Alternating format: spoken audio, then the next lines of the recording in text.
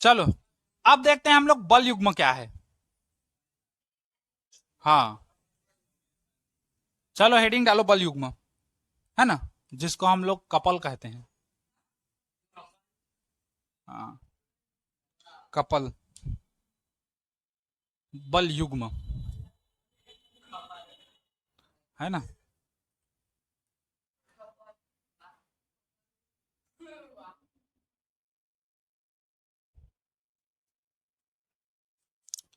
हो गया बल युग्म। अब समझो बल युग्म किसको कहते हैं। हम लोग बल के बारे में पढ़े, है ना। बल वह बाह्य कारक है जो किसी वस्तु पर लगाने से वस्तु की अवस्था में परिवर्तन करे। गति अवस्था है तो स्थिर अवस्था में, स्थिर अवस्था है तो गति अवस्था में, उसको हम लोग क्या कहते हैं, बल कहते हैं, है ना। अब उसके बाद बल युग्म आता है ना। तो बल युग्म क्या है, किसी बल का ऐसा जोड़ा, मतलब दो हमारे पास ऐसे बल होने चाहिए जो किसी वस्तु पर लगाएं तो उनकी क्रिया रेखा भिन्न भिन्न हो, और जब किसी वस्तु पर वो बल लगाएं तो वो किसी अक्ष के परितः क्या करे, घूर्णी गति करे, है ना, या वो घूमने लग जाए, वो वस्तु घूमने लग जाए, जरूरी नहीं घूर्णी गति करे, या वो घूमने लग जाए, तो उसको हम लोग क्या कहते हैं, बल युग्म कहते हैं। अर्थात कपल, किसी वस्तु में खपल दो, वो कपल है ना। मतलब दो ऐसा बल लगाना है जो एक दूसरे के विपरीत डायरेक्शन में हो, उनकी जो दिशा है वो एक दूसरे से विपरीत हो। एक बल नीचे की ओर लग रहा है तो एक बल जस्ट अपोजिट कहां रखना चाहिए, ऊपर। दोनों जो बल का रेखा है, क्रिया रेखा, उनके बीच में 180 का कोण बनना चाहिए, है ना। तो जब किसी वस्तु पर ऐसा लगाते हैं बल, तो वो क्या होता है, वस्तु घूमने लगता है ना। तो उसी को हम लोग क्या कहते हैं, बल युग्म कहते हैं। ठीक, जैसे नल का ढक्कन खोलते हैं, देखे हो नल का, ऐसे मान लो ये नल है, ये एग्जाम्पल के लिए नल का टोंटी है। अब ये नल को खोलते हैं तो क्या करते हैं, एक यहां पर रखेंगे अंगूठा, और फिर एक ऐसे करके और ऐसे करके खोलते हैं। मतलब इधर से बल उधर लगाते हैं और उंगली से बल किधर लगाते हैं, इधर, जिसके कारण नल का वो जो टोंटी होता है, ढक्कन, वो क्या होता है, घूमने लगता है ना। तो ये हम लोग का क्या है, बल युग्म है। ठीक, तो चलो हेडिंग डालो बल युग्म और लिखो, मैं बोलते जा रहा हूं, चलो। जब किसी वस्तु पर, पिंड करो, दृढ़ पिंड, है ना, क्योंकि अब पूरा पिंड के बारे में ही पढ़ रहे हैं तो वस्तु छोड़ दो। जब किसी दृढ़ पिंड पर,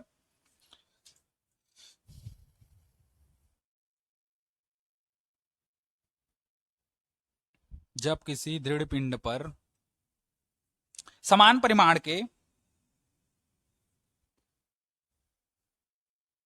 समान परिमाण के दो बल, समान परिमाण के दो बल विपरीत दिशा में लगाए जाते हैं,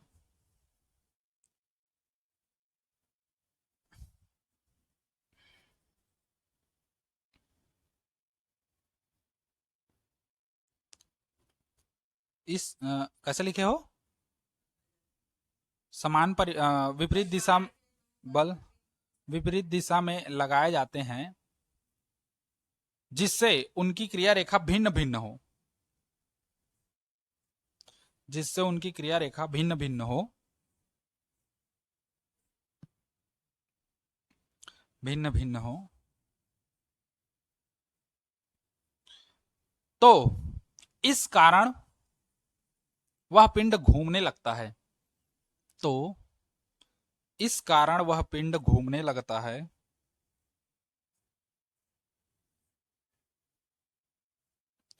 तो इस कारण वह पिंड घूमने लगता है, घूम गए, हाँ। बलों के इस युग्म को बल युग्म कहते हैं।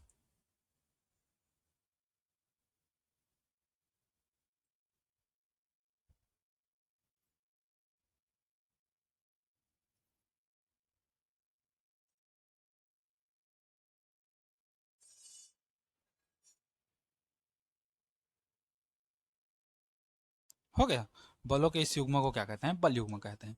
ठीक, अच्छा उदाहरण देखना चाहो तो उदाहरण देख सकते हो, अभी बताया, नल, नल की क्या खोलते समय, टोटी खोलते समय, है ना। मतलब टोटी मतलब वही ऊपर का पार्ट होता है, जो ऐसे करके खोलते हैं ना, ऐसे देखो ऐसे खोलते हैं, तो इधर बल से अंदर की ओर और इधर बल से बाहर की ओर ऐसे करके लगाते हैं। ठीक, और पहला तो ये हो गया, दूसरा क्या लग सकते हो, साइकिल के हैंडल को मोड़ना, ऐसे मोड़ते हो ना, ऐसे ये रहता है। मान लो उधर जाना है तो ऐसे मोड़ते हो, हैंडल को ऐसे मोड़ते हो ना, मतलब इधर वाला बल को तुम उधर लगा रहे हो, इधर वाला बल को इधर लगा रहे हो, तो ऐसे करके मुड़ रहा है ना। और क्या कर सकते हो? हाँ, गाड़ी का स्टेयरिंग, वही तो आ गया। हाँ, साइकिल का स्टेयरिंग या वो गाड़ी का वो गोल वाला, उसमें भी वही है ना, सब एक ही बार का आता है। और कुछ है? वो मथानी से दही को मथना। हाँ, यशोदा का नंद लाला, देखे हो उस समय कैसे मथते थे? ऐसे दही रहता था, और दही में एक बेलन टाइप का कर देते थे और रस्सी बांध देते थे, और वैसे ऐसे करके करते थे। तो जब इस हाथ से इधर करते थे तो इस हाथ से कहाँ करते थे? इधर। फिर ऐसे ऐसे, तो दही हम लोग का वो हो जाता था, है ना।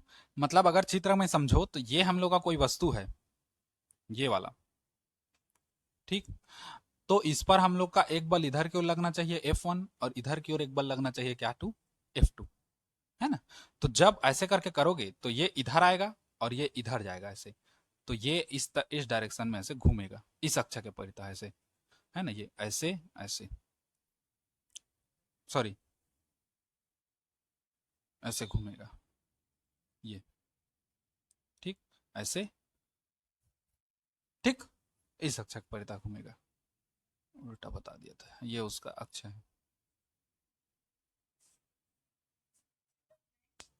जैसे पेन को भी दे करते हैं ना, दे, पेन को कर रहे हो ना, तो मैं इधर अंगूठे से इसको ऐसे कर रहा हूं, तो उंगली से इधर दबा रहा हूं ये,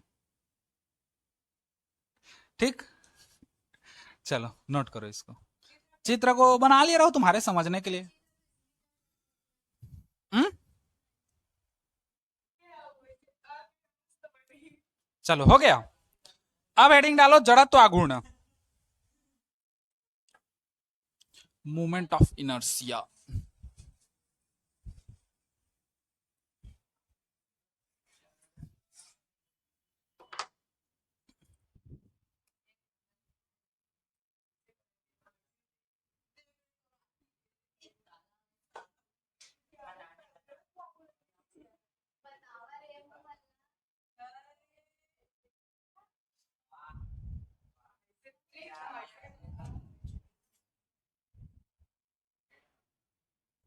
ठीक, जड़त्व आघूर्ण अब देखते हैं, मूवमेंट ऑफ इनर्सिया, है ना। तो पहले तो आघूर्ण को भूल जाओ थोड़ा देर के लिए, है ना, समझ जाओ, हम लोग याददाश्त में नहीं है हमारा, सिर्फ इसको याद रखो। जड़त्व, जड़त्व मतलब क्या पढ़े हो गति के नियम में?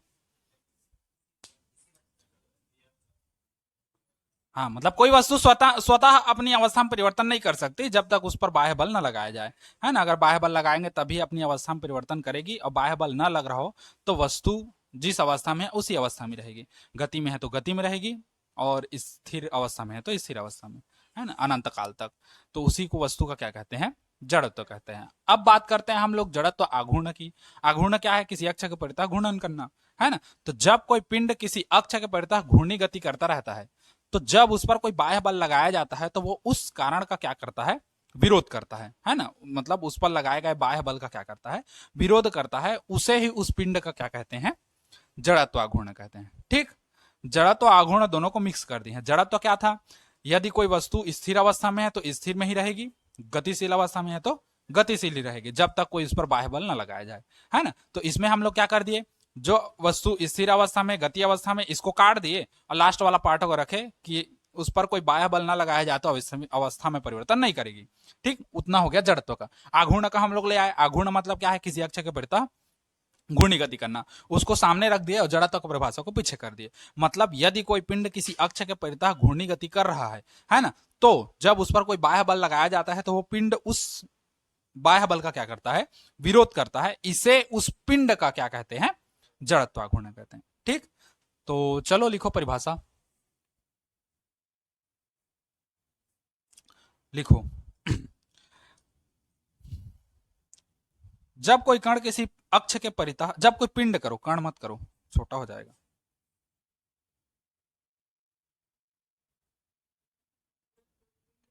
किसी अक्ष के परितः घूर्णी गति करता रहता है, जब कोई पिंड किसी अक्ष के परितः घूर्णी गति करता है, हो गया।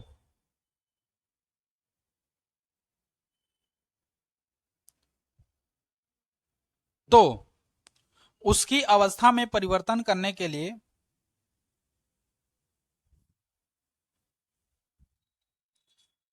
उसकी अवस्था में परिवर्तन करने के लिए लगाए गए बाह्य बल का विरोध करता है। लगाए गए बाह्य बल का विरोध करता है।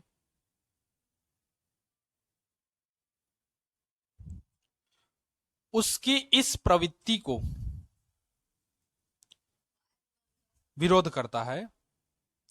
लगाए गए बाह्य बल का विरोध करता है। उसकी इस प्रवृत्ति को उसकी इस प्रवृत्ति को उसका जड़त्व आघूर्ण कहते हैं।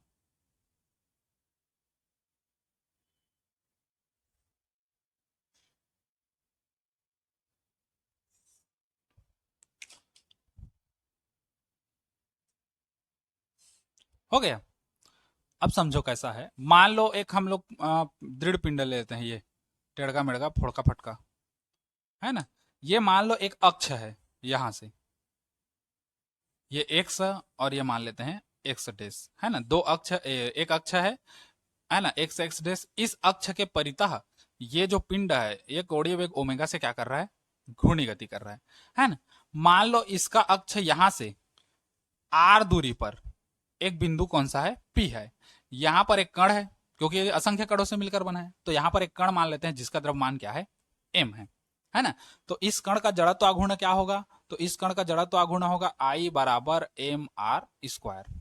पिंड के द्रव्यमान और उसकी अक्ष से लंबवत दूरी के वर्ग के गुणनफल के क्या होता है, बराबर होता है। ठीक, मतलब किसी भी कण का जो जड़त्व आघूर्ण है वो उस कण के द्रव्यमान और उसकी अक्ष से लंबवत दूरी के वर्ग के गुणनफल के क्या होता है, बराबर होता है।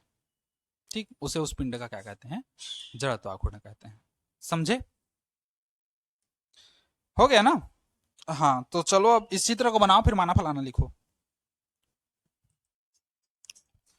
मुख्य अक्ष पर एक बिंदु ओ ले लेते हैं यहां पर।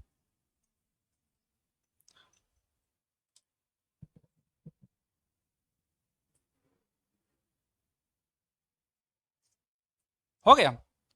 हाँ, चलो लिखते जाओ। माना कोई कण, माना कोई कण जिसका द्रव्यमान m है, छोटा m,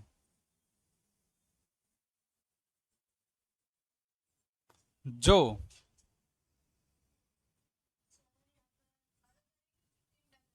हाँ नहीं, ये तो पूरा पिंड है, पिंड पर एक कण ले रहे हैं, उसके बारे में बात कर रहे हैं, है ना। माना कोई कण, है ना, जिसका द्रव्यमान स्मॉल m है, जो एक्स एक्स डैश अक्ष के परितः घूर्णी गति कर रहा है।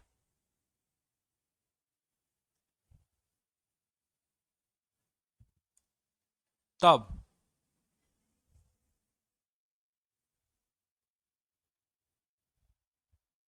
उस कण का जड़त्व आघूर्ण, तो ये हो जाएगा हम लोग का क्या, आई बराबर एम आर स्क्वायर, है ना। आई बराबर हो जाएगा एम आर स्क्वायर। मतलब किसी कण या पिंड का जो जड़, ये तो एक कण के लिए है, संपूर्ण पिंड के लिए देखेंगे तो समेसन लग जाएगा, है ना। खैर वो बाद में देखेंगे, इसका जब व्यंजक निकालेंगे तब।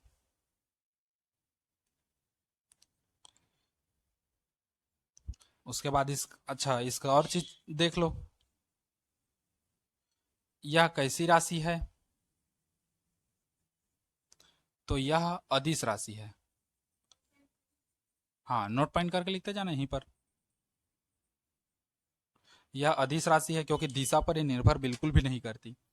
अगर इसके मात्रक की बात करें तो एम हम लोग का क्या है, किलोग्राम, द्रव्यमान है तो किलोग्राम आएगा।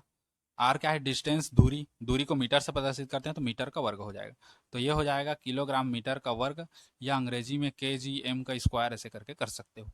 ठीक, बात करें इसके विमा की, तो एम द्रव्यमान है, द्रव्यमान का मात्रक कितना हो, विमा कितना होगा, एम, है ना। और आर क्या है, दूरी, दूरी के लिए लंबाई यूज करते हैं, और दूरी का वर्ग है तो एल का स्क्वायर, तो वीमा हो जाएगा एम एल का स्क्वायर। समय तो है नहीं, तो समय कितना हो जाएगा, 0। ठीक, ये हो गया हम लोग का इससे संबंधित संपूर्ण, इसको नोट करो चलो। ये कण का जड़त्व आघूर्ण है ना, अभी संपूर्ण पिंड के लिए नहीं लिए हैं, संपूर्ण पिंड के लिए अलग आएगा।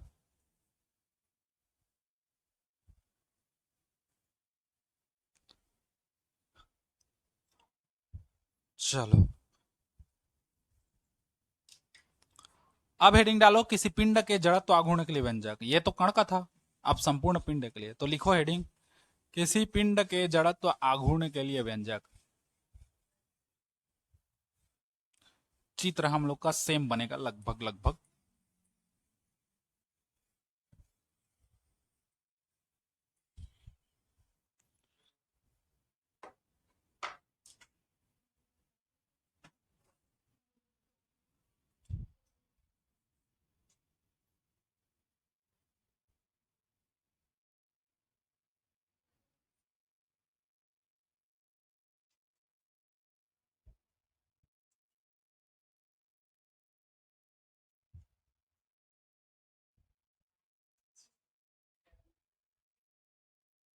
हम्म? किसी पिंड के जड़त्व आघूर्ण के लिए व्यंजक, है ना, भंजक ज्ञात करेंगे अब।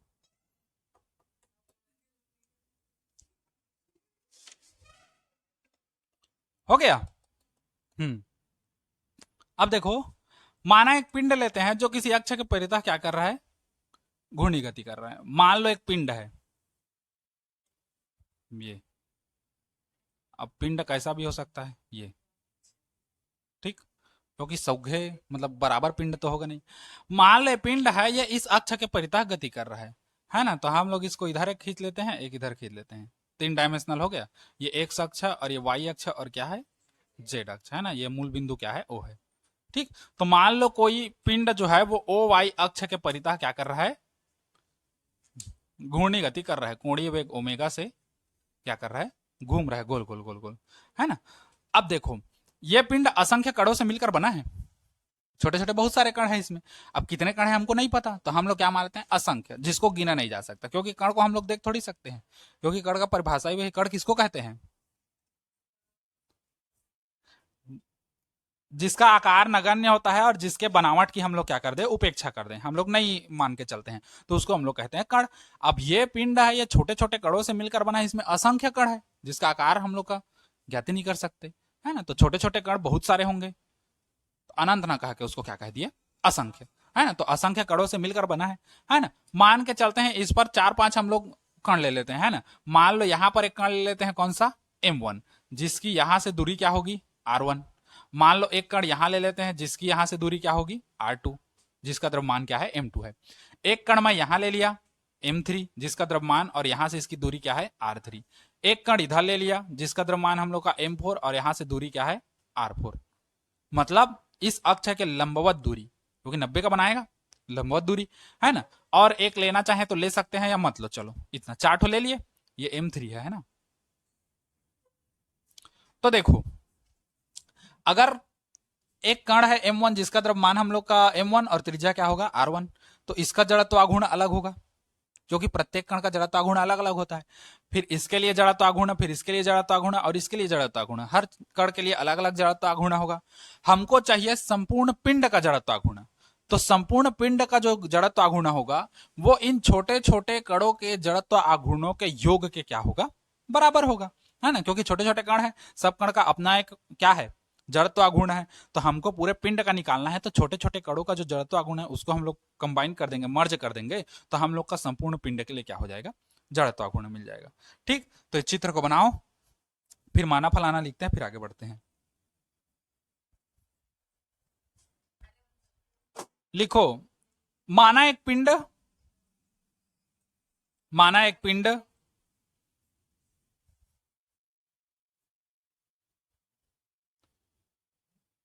हो गया, घूर्णन अक्ष ओ वाई के अनुदिश, घूर्णन अक्ष ओ वाई के अनुदिश मत लिखना ना, ओ वाई के घूर्णन अक्ष ओ वाई के परितः, मतलब उसके चारों ओर, परितः घूर्णी गति कर रहा है। कर लिया है ना। चूंकि पिंड कई असंख्य कणों से मिलकर बना है, चूंकि पिंड कई असंख्य कणों से मिलकर बना है,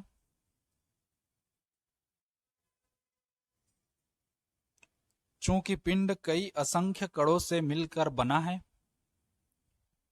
हो गया।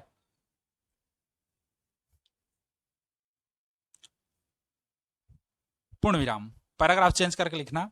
माना विभिन्न कणों का द्रव्यमान, माना विभिन्न कणों का द्रव्यमान, जमा कर देना। माना विभिन्न कणों का द्रव्यमान क्रमशः, आओ जी, क्रमशः m1 अल्प विराम m2 अल्प विराम m3 डैश डैश डैश, है ना। विभिन्न कणों का द्रव्यमान m1 अल्प विराम m2 अल्प विराम m3 dash dash dash dash dash, है ना। हाँ हाँ, बढ़ा सकते हो, 4 5 जो भी है, डैश डैश डैश है, पूर्ण विराम कर देना फिर, हो गया। तथा, तथा घूर्णन अक्ष से उनकी दूरियां,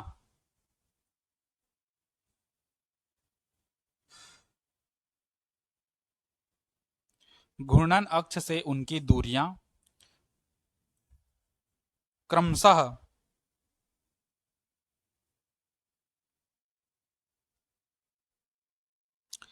हाँ, क्रमशः r1 अल्प विराम r2 अल्प विराम r3 dash dash dash dash है।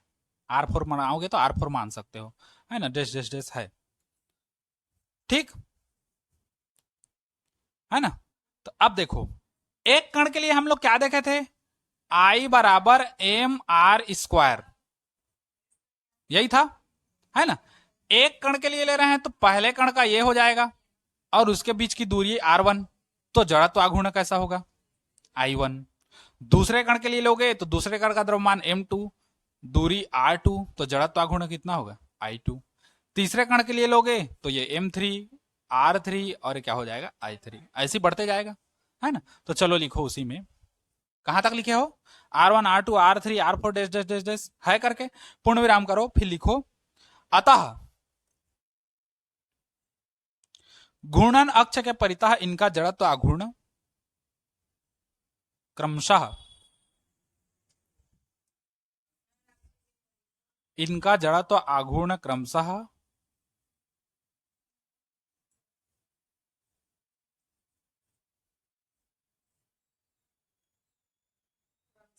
हाँ m1 r1 स्क्वायर,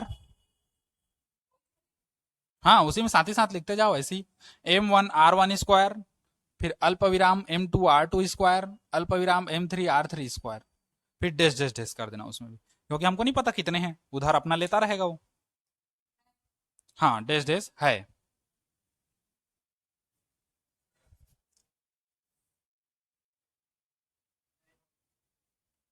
हो गया। पूर्ण विराम करो, पैराग्राफ चेंज करो। अतः संपूर्ण पिंड का जड़त्व आघूर्ण, अतः संपूर्ण पिंड का जड़त्व आघूर्ण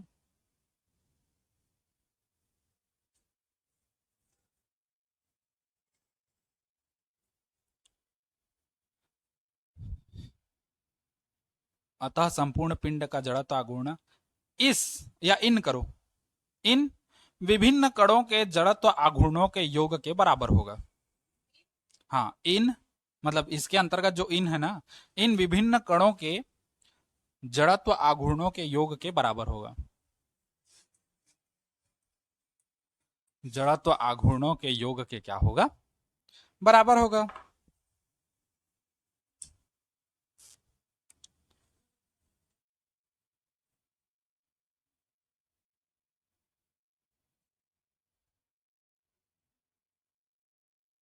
हो गया।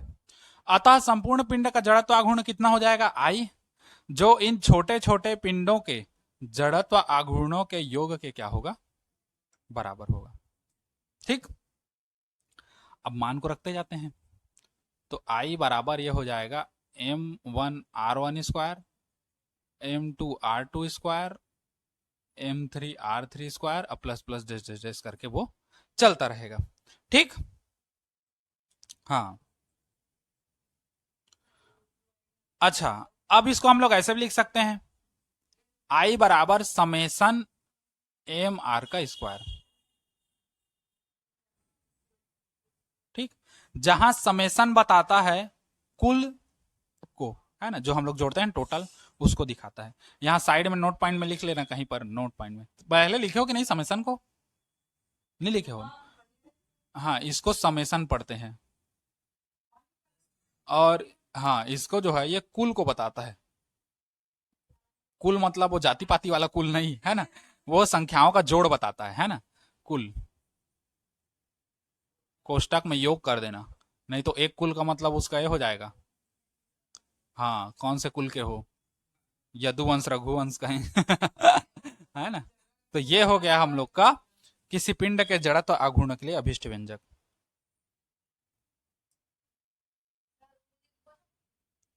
हाँ, हाँ, इसको भी लिखोगे ना।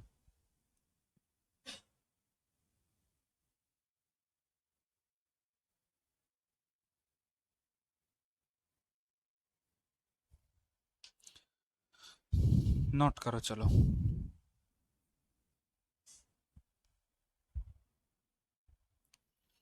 अब हेडिंग डालो घूर्णन गतिज ऊर्जा, रोटेशनल काइनेटिक एनर्जी।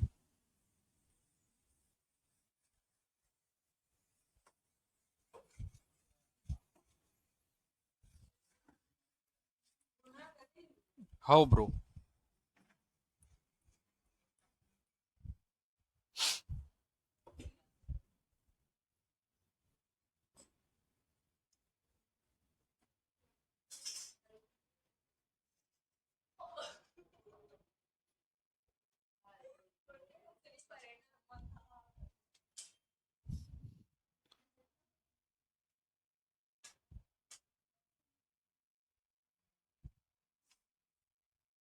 घूर्णन गतिज ऊर्जा।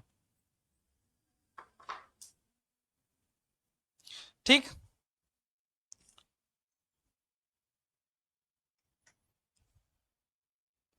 अब क्या है इसका परिभाषा, लास्ट में निकलेगा व्यंजक के आधार पे, है ना। जरूरी नहीं कि हर परिभाषा शुरू में दिया जाए, कुछ परिभाषा लास्ट में निकलता है, जो व्यंजक निकलता है उसके आधार पे हम लोग बताते हैं उसको। ठीक, तो चित्र सेम रहेगा, हाँ सेम, कोई अंतर नहीं, है ना। चित्र सेम रहेगा, मान लो कोई अक्ष के परितः कोई पिंड जो है क्या कर रहा है, एक्स अक्ष है, ये ओ है, ये वाई अक्ष है, और ये जेड है। ये एक समान कोणीय वेग ओमेगा से क्या कर रहा है, चकचिक चकचिक घूम रहा है। चूंकि पिंड असंख्य कणों से मिलकर बना है, मान लेते हैं यहाँ पर एक कण m1 है जिसकी यहाँ से दूरी r1, एक कण हम लोग m2 लेते हैं जिसकी मुख्य अक्ष से दूरी r2 है ना। एक हम लोग ले लेते हैं m3 जिसकी घूर्णन अक्ष से दूरी r3 है। एक हम लोग ले लेते हैं m4 जिसकी घूर्णन अक्ष से दूरी क्या है, r4 है ना। नहीं बनाओगे तब भी चल जाएगा, पिछले जैसा ही है सेम। ठीक, और माना फलाना भी तुम लोग का सेम है, आर तक तो सेम है ना, आर तक सेम है। मतलब माना एक पिंड जो ओ वाई अक्ष के अनुदिश ओ वाई अक्ष के परितः क्या कर रहा है, घूर्णी गति कर रहा है। चूंकि पिंड कई असंख्य कणों से मिलकर बना है, इस पर मान लेते हैं विभिन्न कण जिसका द्रव्यमान m1 m2 m3 तथा उनकी अक्ष से दूरियां क्रमशः r1 r2 r3 है, इतना तक सेम रहेगा। बस एक उसमें ऐड करना है, क्योंकि हम लोग गतिज ऊर्जा निकाल रहे हैं काइनेटिक एनर्जी, और काइनेटिक एनर्जी का फार्मूला होता है हाफ एम वी स्क्वायर, तो इसमें वेग भी देना पड़ेगा, है ना। तो वो किस वेग से गति कर रहा है उसके लिए एक तो छोटा सा देना पड़ेगा, कि माना उन कणों का वेग क्रमशः v1 v2 v3 ऐसे करके है। समझे, बस पहले जैसा रहेगा, बस छोटा सा अंतर है। तो कैसे करोगे, लिखवाऊंगा पूरा कि कैसे, चित्र सेम है तो माना फलाना लिख लो। चलो, माना फलाना को तुम लोग आधा तक लिखो ना, हाँ, आर तक लिखो माना फलाना।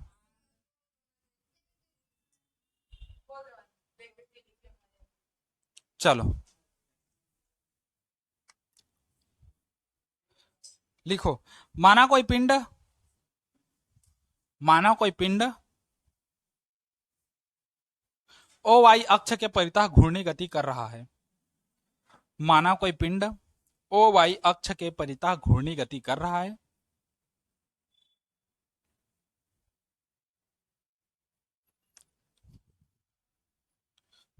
घूर्णी गति कर रहा है।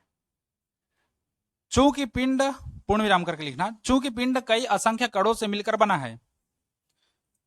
चूंकि पिंड कई असंख्य कणों से मिलकर बना है। चूंकि पिंड कई असंख्य कणों से मिलकर बना है। बन गया।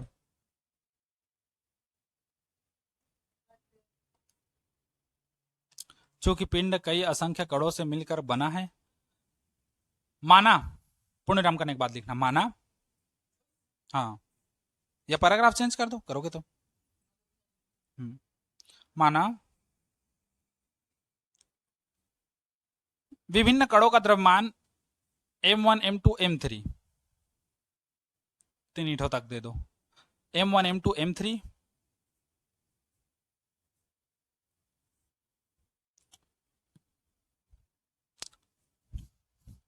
तथा अक्ष से उनकी दूरियां क्रमशः द्रव्यमान m1 m2 m3, हाँ अल्प विराम डालते जाओ, m1, हाँ डैश डैश डैश करना ना, वही तो पहले जैसा रहेगा सेम। द्रव्यमान m1 अल्प विराम m2 अल्प विराम m3 डैश डैश डैश तथा अक्ष से उनकी दूरियां क्रमशः, हाँ अक्ष से उनकी दूरियां क्रमशः r1 अल्प विराम r2 अल्प विराम r3 dash dash dash dash, है ना। तथा अब एक और मेंशन करना है हमको, वेग को, तथा उनका वेग, तथा उनका वेग v1 v2 v3 अल्प विराम करते जाना, v1 अल्प विराम v2 अल्प विराम v3 dash dash dash dash है। तो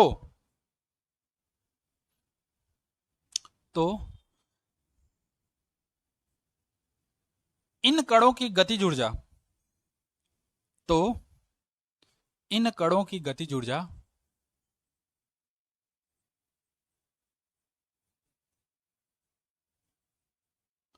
इन कणों की गतिज ऊर्जा क्रमशः 1/2 m1 v1 स्क्वायर अल्प विराम 1/2 m2 v2 स्क्वायर अल्प विराम 1/2 m3 v3 square dash dash dash होगा या होगी, पूर्ण विराम, ठीक, डैश डैश डैश कर देना, इतना होगा हम लोग का।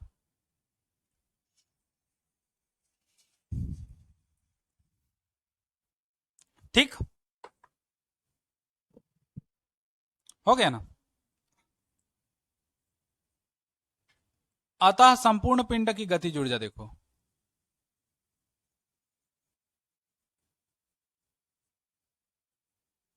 अतः संपूर्ण पिंड की जो गतिज ऊर्जा होगा इसको ई से कैसे प्रदर्शित कर देंगे, है ना। टोटल जो एनर्जी निकलेगा हम लोग का, ये पहले की ऊर्जा, दूसरे की ऊर्जा, तीसरे की ऊर्जा डैश डैश डैश के होगा। रख दो मान को, 1/2 m1 v1 square plus 1/2 m2 v2 square plus 1/2 m3 v3 square plus dash dash dash, वो चलता रहेगा। ठीक, अब समझो, हमको पता है पहले v बराबर क्या होता है, ओमेगा इंटू आर, तो v का मान ओमेगा इंटू आर रखेंगे, है ना। अब देखो, अगर यहां पर v1 लेते हैं तो ओमेगा का ओमेगा ही रहेगा और ये क्या हो जाएगा r1, क्योंकि ओमेगा कोणीय वेग, ओमेगा से वो घूम रहा है तो एक समान कोणीय वेग ओमेगा से घूम रहा है सब, है ना। अलग अलग कण की अलग अलग कोणीय वेग नहीं है ना, क्योंकि ये एक ही रेखा में है, एक ही अक्षक परितः गति कर रहे हैं इसलिए। तो ओमेगा एक जैसा रहेगा, अगर ये v1 है तो ये v1 होगा, ये v2 है तो ये v2, ये v3 है तो ये सॉरी r3, ऐसे करके वो कन्वर्ट होगा, है ना।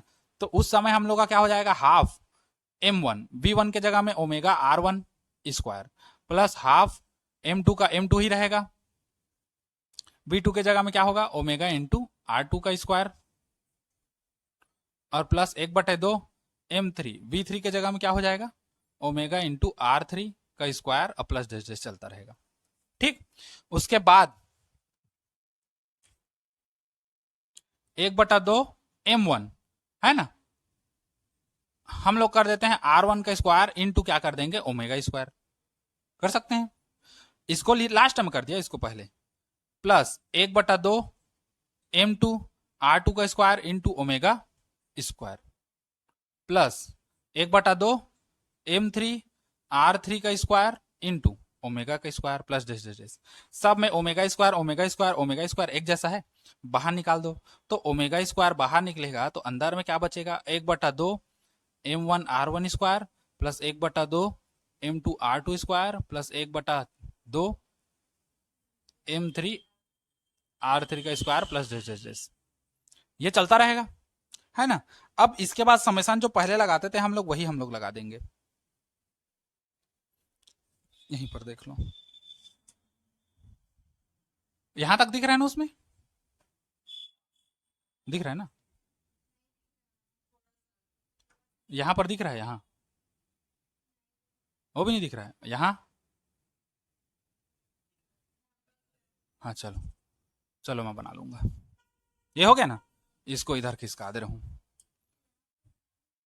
कहाँ, इधर, चलो ना इसको रहने दो अभी। ये हो गया ना। अब देखो, ओमेगा बाहर निकल जाए, ओमेगा स्क्वायर तो पहले से बाहर निकल गया है।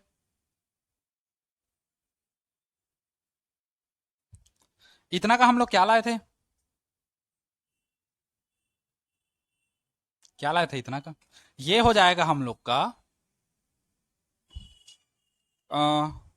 कितना हो जाएगा। अच्छा, इसमें 1/2 भी हम लोग बाहर निकाल देते हैं ना। हाँ, तो 1/2 को निकाल दो सीधा यहीं पर से, यहाँ तो यहाँ से भी 1/2 खत्म, यहाँ से भी 1/2 खत्म। ठीक, तो ये बचा m1 r1 square m2 r2 square m3 r3 square. और इतना क्या है, जड़त्व आघूर्ण है ना, जड़त्व आघूर्ण है, मतलब ये हो जाएगा समेसन एम आर का स्क्वायर, है ना।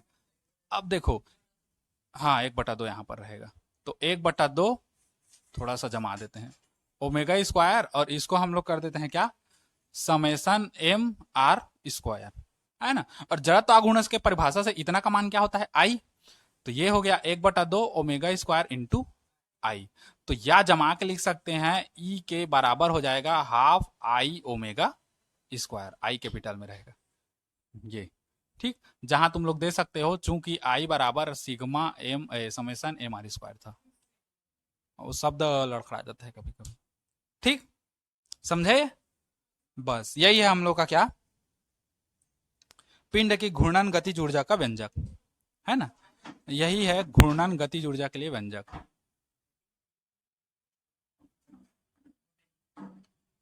के लिए अभीष्ट व्यंजक। ठीक, शब्दों में लिखना चाहो तो शब्दों में लिख सकते हो कि जो घूर्णन गतिज ऊर्जा है ना, वो 1/2 गुणित जड़त्व आघूर्ण और गुणित कोणीय वेग ओमेगा, है ना, कोणीय वेग का वर्ग, ऐसे करके। ठीक, इतना नोट करो, फिर आगे बताता हूं।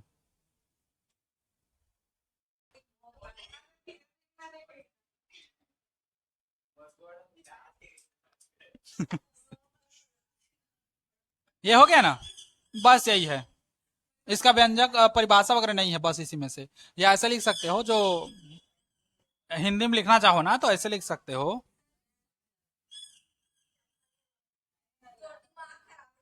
घूर्णन गतिज ऊर्जा जो है वो बराबर होता है 1/2 गुणित जड़त्व आघूर्ण। नहीं, हिंदी में लिखना चाहो तो लिख सकते हो, जड़त्व आघूर्ण गुणित कोणीय वेग का वर्ग, ऐसे करके लिखना चाहो तो लिख सकते हो, नहीं लिखोगे तब भी कोई बड़ी बात नहीं, है ना। उसके बाद अगला हेडिंग डालो, जड़त्व आघूर्ण संबंधी प्रमेय। है, लिख रहे थे, चल मैं बता रहा हूं, चल लिख। घूर्णन गतिज ऊर्जा लिखना बता रहा हूं, घूर्णन गतिज ऊर्जा हो गया बराबर 1/2 गुणित, बराबर 1/2 गुणित जड़त्व आघूर्ण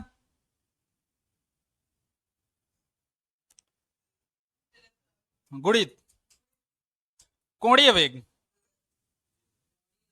हाँ, अब उसका कोष्टक करके उसका ऊपर में दो चढ़ा देना। घात दो चढ़ कर दे, कोष्टक में कर। हो गया। कोणीय वेग का वर्ग। बस। अब एक छोटा सा देख लो, इस यही इच्छा से समझो, है ना, जो जड़त्व आघूर्ण संबंधी प्रमेय है ना, उसमें पहला प्रमेय जो है वो तुम लोग पढ़ चुके हो, मान के चलो। बड़ा नहीं है, समोसा है। आए? छोटा सा है, छोटा सा, छोटा सा है, समझ लो।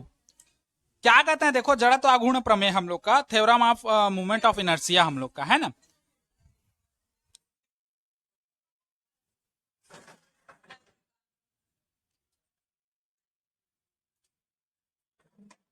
बेचारा यशवंत का के थक जाते, चुप रहा भाई के, चुप रहा का के। आदमी चुप रही हो। आए? क्या चीज?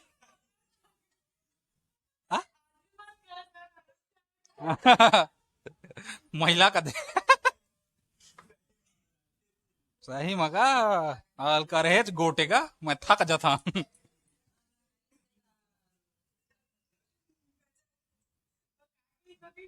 ओ जैसे वो आ, मिस्त्री आते ता मशीन चालू करते ता हो जाते ना, उसने ये मनाते ता चालू चे। है ना। जरा तो आघूर्ण संबंधी प्रमेय पहला, जिसको हम लोग कहते हैं योग का प्रमेय।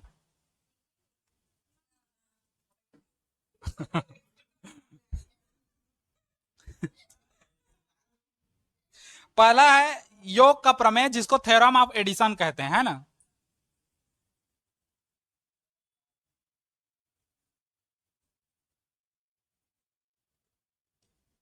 जो एड करते हैं, एड मतलब योग होता है ना, वही है। अब योग मतलब वो बाबा रामदेव मत बन जाना, है ना, वो योग नहीं है। वो योगा है और ये योग है।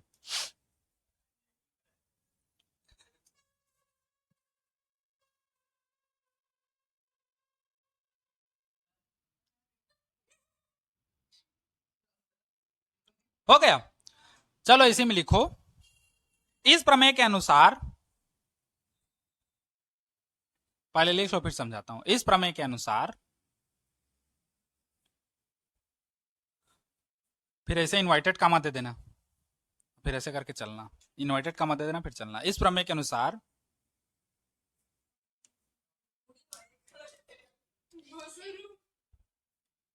किसी निकाय का, इस प्रमेय के अनुसार किसी निकाय का, निकाय मतलब समझ गए ना। हाँ, सिस्टम। इस प्रमेय के अनुसार किसी निकाय का जड़त्वाघूर्ण, अच्छा रुको, थोड़ा सा चेंज कराना था। इस प्रमेय के अनुसार किसी निकाय का घूर्णन अक्ष के परितः, बस उतना ऐड कराना है। इस प्रमेय के अनुसार किसी निकाय का घूर्णन अक्ष के परितः जड़त्व आघूर्ण,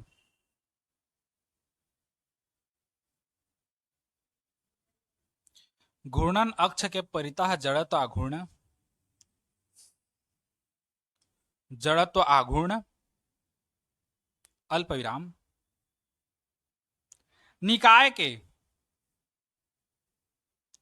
निकाय के सभी कणों के, निकाय के सभी कणों के जड़त्व आघूर्णों के, जड़त्व आघूर्णों के योग के बराबर होता है। जो पहले देखे थे वही सेम, योग के बराबर होता है।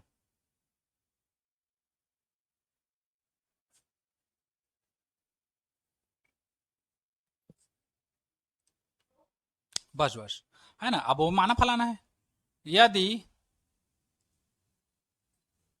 किसी निकाय के सभी कणों का जड़त्व आघूर्ण क्रमशः I1, I2, I3 dash dash dash है ना, ऐसे डैश डैश डैश है, तो संपूर्ण निकाय का जड़त्व आघूर्ण, शॉर्टकट लिख रहा हूं ना, तुम लोग लॉन्ग कट लिख लेना। जड़त्व आघूर्ण I बराबर हो जाएगा I1 plus I2 plus I3। क्या है? हाँ, मैं शॉर्टकट लिख रहा हूँ, तुम लोग लॉन्ग कट लिख लेना। I3 डैश डैश होगा ये। इसे ही योगफल का प्रमेय या योग का प्रमेय कहते हैं। ठीक,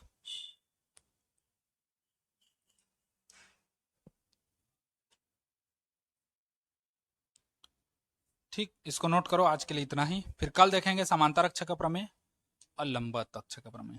ठीक। अच्छा, इन्वर्टेड कामा लगाया था तो बंद किए नहीं हो, है ना? हाँ, योग योग फल के योग के बराबर होता है करके, है ना? वहीं पर बंद करना। पता चला थे फैका खोल दे होती देहत नहीं फैका, है ना? बंद कर दो उसको।